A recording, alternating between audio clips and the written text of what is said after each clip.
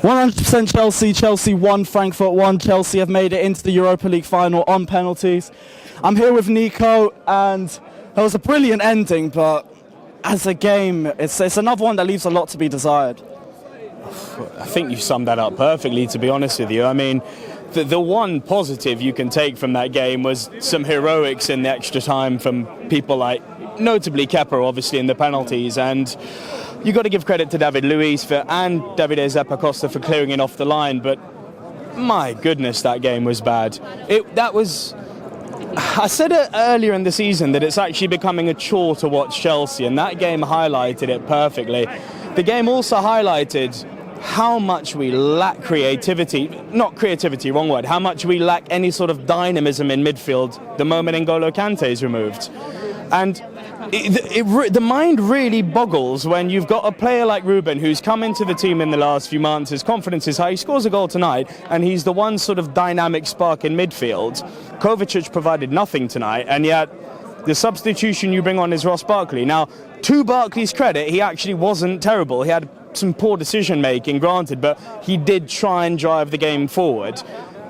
I don't know why Kovacic is in our team. I mean, I know that Real are obviously trying to use him as a bargaining chip for Eden Hazard, and God forbid that should happen, but as a manager, I really do question why he would be in a starting 11 ahead of even Ross Barkley. He doesn't provide anything. No, that's been his problem all season, though. He's great in terms of bringing the ball out of pressure and beating players, but his end product just is never there.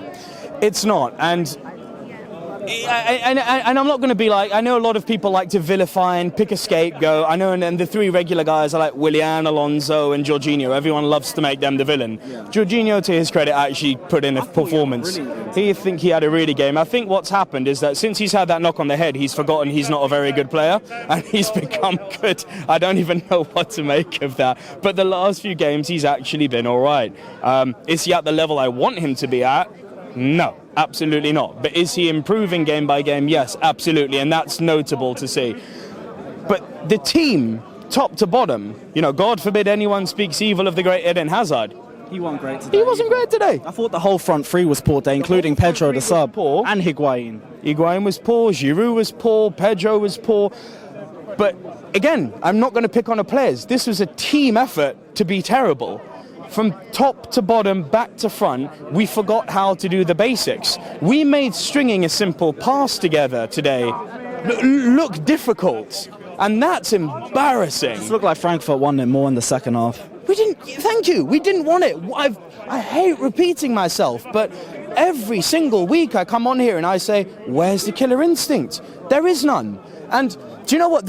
I'm going to pull my phone out here just to bring up a comment that Sarri made, which annoyed the living hell out of me before the game. He's trying to frame this like he's the reason for some sort of achievement. His statement today before the game was, I am delighted.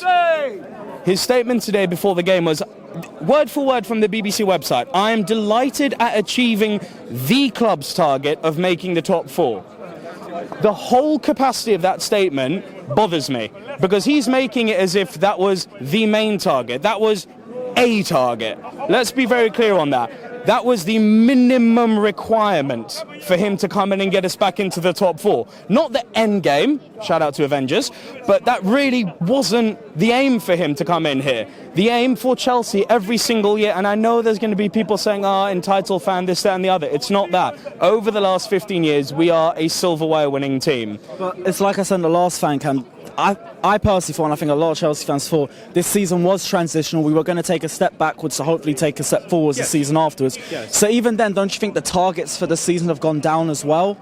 Yes, that's a very good point. The targets have certainly gone down, but what I feel is lacking on his part is his whole... You can see it on a psychological level. When someone says the ambition is to get into the top four, I just question, what is his higher ambition? Is he going to turn us into the next Arsene Wenger and get us into the top 4 every year? Into the next Arsenal rather. Is he going to be Mauricio Pochettino? I mean, and fuck me, I can't believe I'm saying this, but look who's in the Champions League final. Them, not us. Thanks for reminding me. It hurts. Talk about it. Well, still did better than us. Talk about a lesser of two evils. Like, do you pick Liverpool or do you pick Tottenham to win? Don't care. Really don't care. It's going to hurt either way. Literally, the only positive I've got to take from tonight is Brexit's not a thing. Because it's 4 English teams in the European final. You're kicking us out of Europe. We'll be like, cool, we'll take both those trophies. That's literally the only positive I've got. Cheers, Europe.